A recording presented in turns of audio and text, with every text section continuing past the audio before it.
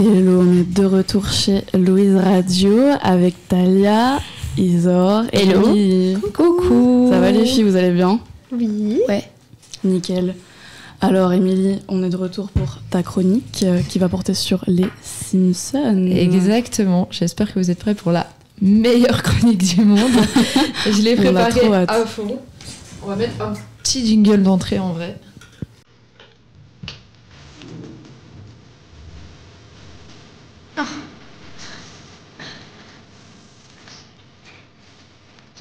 On connaît. Du coup, moi aujourd'hui, je vais vous parler d'une série animée, d'animation qui m'a bercé toute mon enfance. Je sais pas ce qu'il en est pour vous. Mm-hmm. Je vais parler des Simpsons, qui est une des séries les plus connues du monde. Bref, je vais continuer. Pour avoir quelques chiffres, les Simpsons, c'est 36 saisons, 794 épisodes et un film, le meilleur film aussi. Je sais pas pour celles qui l'ont vu ou pas. J'ai jamais vu les Simpsons de ma vie. Ouais, moi mes parents m'interdisaient de regarder ce truc.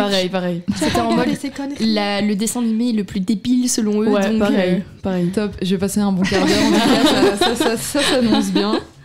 Bref, pour moi, cette série, ça a bercé mon enfance. Du coup, c'était un peu le rendez-vous après le bain du soir, après le repas. C'était, tu regardes les Simpsons et puis tu vas te coucher. Donc, je vais pas reposer la question, mais vous, c'est pas le cas. Pas du tout. En vrai, je pense que je regardais un peu en cachette. Ouais, pareil. Ouais, un peu. Ah ouais, non. Ouais.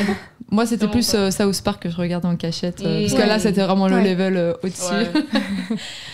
Alors, pour les plus fans d'entre vous, j'espère qu'il y a des auditeurs qui sont fans quand même. J'ai récolté quelques informations sur ce banger du 20e, parce que ça a commencé en 1989, 20e et 21e siècle, parce que c'est toujours d'actualité, ils font encore des épisodes.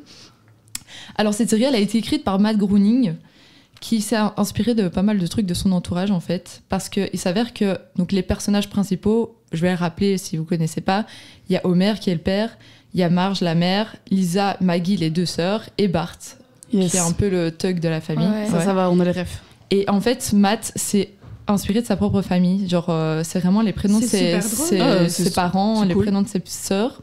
Par contre, Bart, rien à voir. C'est pas lui. Enfin, on sait pas si c'est lui, on ne sait pas. Mais dans tous les cas, c'est pas son prénom. Et Bart, en fait, c'est non, c'est pas un acronyme, comment on appelle ça? Un diminutif? Non, c'est quand tu mélanges les lettres. Un anagramme, voilà. Okay. Ils ont mélangé les lettres parce qu'à la base, c'est Brat. Brat, ça signifie gamin turbulent ou môme insupportable en anglais un peu familier. Ok. Du coup, ça dépeint un peu bien le personnage parce que je sais pas si vous connaissez, mais Bart, dans le film, par exemple, il se balade à poil à travers la ville, il se fait arrêter. Mais après, c'est son père qui a lancé le pari. C'est sûr, voilà. c'est sûr. Je pense que voilà pourquoi mes parents ne voulaient pas que c'est ça. Mais faut vraiment que vous regardiez ce film, il est incroyable. On fera un souper commu avec le film. On peut le regarder au code. Je vous en supplie, j'adore ce film. Et en ce qui concerne l'aspect visuel de la famille, vous voyez la famille, quand vous y pensez, c'est des bonhommes jaunes. Mais à la base, ils devaient être rouges. Donc tout rouge. Ça aurait tout changé. Ouais, ça aurait été bizarre un peu. Et en fait, ils ont changé pour 3 raisons. La première qui est un peu les daltoniens. Esthétique. Oui, entre autres, c'est vrai. Pas faux. Genre, question technique de coloriage et tout ça, de dessin, c'est pas foufou. Mais vu qu'il y a aussi le fait que la série s'est lancée en 1989, donc c'était encore des vieux postes télévisés. Et ils se sont dit, on va faire une petite blague aux gens. Ils vont croire que c'est genre leur poste TV qui est mal réglé parce qu'ils sont jaunes et du coup voilà. Et ils se sont dit aussi que le jaune serait plus reconnaissable aussi pour genre quand les gens zappent, ils tombent dessus, ils sont là, c'est les Simpsons, le bonhomme jaune c'est les Simpsons. Et je sais pas si vous en avez déjà entendu parler, mais il y a un truc qui fait débat dans le monde avec les Simpsons, c'est que il y a beaucoup d'épisodes qui ont prédit des trucs de fou, mais au mot pour mot dans certains cas. Mais en même temps, il y a combien d'épisodes? 794. Statistiquement parlant, Oui, mais attends, parce que j'en ai récolté quelques-uns. Et là, il y a un épisode, l'épisode de l'élection de Donald Trump. Oui. Il est sorti en il 2000. Et c'était la réplique parfaite de l'élection de 2016. Donc 16 ans après, ils ont fait un épisode en 2000 qui a reproduit exactement ce qui s'est passé en 2016. Est-ce que Trump n'a pas fait exprès que ça... tu vois, dans l'autre sens. C'était connu déjà avant que Trump... je sais, mais je sais pas si vous avez déjà vu l'image du dessin animé et la vraie image. Ils sont dans un escalator, il y a une meuf qui tient une pancarte Et dans la réalité, donc en 2016, il y a vraiment eu ça. Genre, vraiment, tu vois Donald Trump descendre l'escalator et t'as une meuf qui est là comme ça avec sa pancarte. C'est dingue. Tu dis what the fuck. Et ils ont aussi prédit la victoire de l'équipe nationale de curling des USA contre la Suède. L'épisode est sorti en 2010 et la victoire s'est passée en 2018. Waouh. Donc voilà, petite prédiction. En vrai, c'est un peu à la... je sais plus comment on appelle la vieille là qui... Irma. Oui, voilà. Madame Irma. Madame Irma. Et troisième, j'ai repris un troisième petit épisode. C'était The Day the Violence Died. Bref, mon anglais, c'est pas le but de l'émission, mais il est sorti en 2020. Ben, là, c'est un peu plus près, mais c'est genre, il y a eu une attaque au Capitole, genre par une foule en colère, et ça s'est passé en 2021, quand il y a eu l'investiture de Joe Biden, et que les pro-Trump se sont un peu vénères. Toujours dans la politique, hein, Toujours. Voilà. Maintenant, j'ai envie de regarder les épisodes et de me dire, ok, lequel va prédire quoi après. Mais oui, c'est ça qui... Mais il y en a eu plusieurs, je ne sais pas tous noter, mais il y a eu un truc avec, par exemple, ils ont envoyé un mec en mode pub à la NASA dans l'espace. Et Elon Musk et le mec de je sais plus qui... le Amazon, là.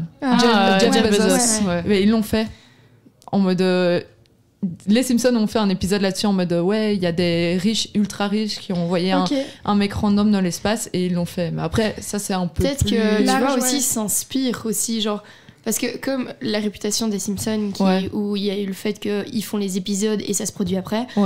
Ça c'est connu quand même depuis super longtemps. Donc maintenant, il y a peut-être des gens qui vont juste voir les épisodes et qui vont ils vont s'inspirer puis ils vont se dire oh en fait le mec qui a fait l'épisode il est pas con. Let's go, on fait la même chose dans la vraie vie, tu vois. Enfin. Après, faut se dire qu'ils sont quand même débiles de faire la même chose qu'un dessin animé. Clairement.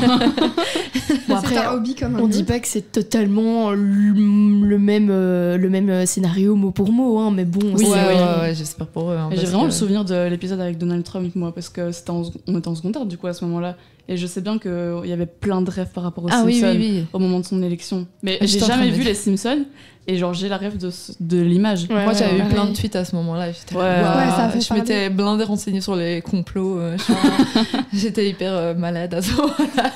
Moi, je voulais dire un truc par rapport, parce que ça me fait penser à ça. En fait, moi, j'adore voir les gens qui font les voix françaises des dessins animés, etc. C'est toujours chouette de voir leur tête. Et alors, une fois, je suis tombée sur une vidéo de Marge et Homer, leur voix française. Et il faut savoir qu'ils sont en couple depuis plus de 30 ans. C'est trop mignon. Et c'est super mignon. Et ça tient bien. Et genre, vraiment, ils sont in love, quoi. Ils sont rencontrés sur le tournage. Ah ouais, c'est ça. Et du coup, grâce à Homer et Marge, on a un couple heureux. Alors que leur voix, franchement, c'est pas le truc le plus sexy, genre les Simpsons. Mais tu sais que Matt Groening a dit que la version française des Simpsons était la meilleure. Ah ouais? Au-dessus de l'américaine. La Marge? Ouais. Ah, mais Marge, elle est hyper douée en français. Même le Homer, genre il a dit vraiment je préfère la version française que la version originale. En fait, je trouve anglaise. Que le côté français donne un côté plus rigolo avec leur voix française que leur voix anglaise. Leur voix anglaise, ça fait vraiment juste c'est anglais quoi. Enfin... Non, c'est incroyable. Moi, toujours aussi fan, personnellement. Mais je vais rebondir sur ce que tu as dit. D'ailleurs, le couple Marge-Homer en version française, ils ont fait un coup de pub dans un magasin. Je sais pas si vous aviez vu la vidéo. Ah non, pas du tout. Mais vous voyez, quand tu perds ton gosse dans le magasin et que tu dis, tu vas à l'accueil et que tu dis, oui, voilà, mon enfant, je le trouve plus. Et ben, ils ont fait la même chose. Genre, ils ont été prendre le micro de l'accueil et ils ont fait une petite pub en mode, c'est pour vous dire que le magasin ferme dans 5 minutes, tu vois. Trop marrant. Et vraiment, c'était incroyable. Enfin, voilà. Et je vais enchaîner sur le film, parce que le film, c'est un banger de fou furieux. On a compris que tu adorais. Il est sorti en 2007 et il a fait un énorme succès au box-office. J'ai pas retenu les chiffres, voilà. Je vous le dis. Mais pour le scénario, c'est Homer qui, en fait, n'écoute pas les conseils. Les conseils de la ville qui disent d'arrêter de polluer le lac de la ville. Et il va jeter un énorme silo d'excréments de son cochon qu'il a récupéré. Vous voyez le spider cochon, machin. Ben, il fait beaucoup caca. Il l'appelle Harry Crotter dans le film. Et en fait, il se dit ok, le silo, je sais pas comment en faire. Je vais aller le balancer dans le lac. À la base, il allait aller au conteneur, au parc à conteneurs. Mais il y a une petite promo de donuts au magasin donuts parce qu'il faisait faillite et son pote l'a appelé en mode mec, faut que tu viennes chercher des donuts. Et il était là, mais je suis dans la file pour conteneur. Et du coup, il avait dévié, il a été jeté, tout ça. Et c'est ça qui a fait que la ville s'est retrouvée sous un globe de verre. Parce que la ville était tellement polluante que le gouvernement a dit ok, on va les enfermer comme des rats dans un globe de verre.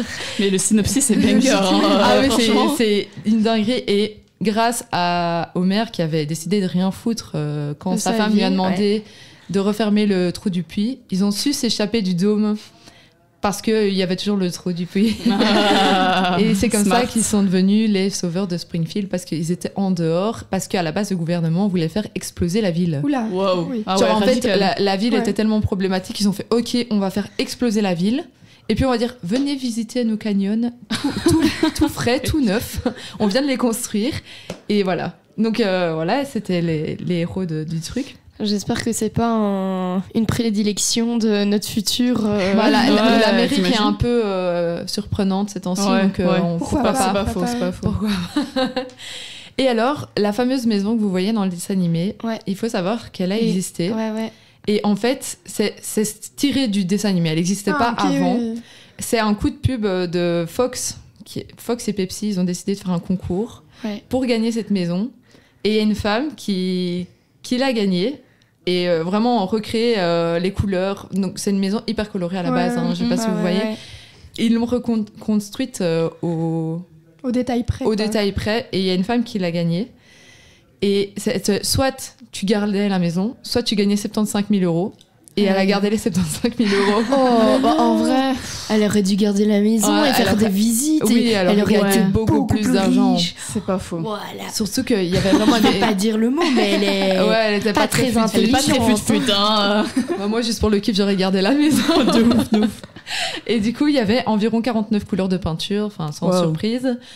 Et du coup, elle a vendu la maison. Enfin, ils ont revendu la maison à quelqu'un d'autre qui l'a remise en couleur nulle. Et du coup, voilà. Donc il aurait pu revendre les meubles pour des prix, pour des gens qui sont genre ultra fans. Oui. Ça aurait été vendu des millions, je suis sûre. Ouais, vraiment. Enfin, j'exagère peut-être, mais Ouais, en vrai, peut-être pas. Les Américains, t'inquiète. Mais il y a des générations et des générations qui ont regardé cette série, tu vois. Donc, au final, genre, moi, je connais, mes parents connaissent. Mes enfants vont connaître. Ils vont connaître. Ils seront obligés. Ils auront quelques saisons à rattraper. Voilà, c'est tout pour moi. J'espère que les petites anecdotes vous ont plu. Merci. Et que vous regarderez ce banger international. Très sympa. Merci, Émilie. Je regarderai peut-être. Je ne garantis pas. Peut-être que je m'y mettrai un jour. Mais c'était très intéressant en tout cas.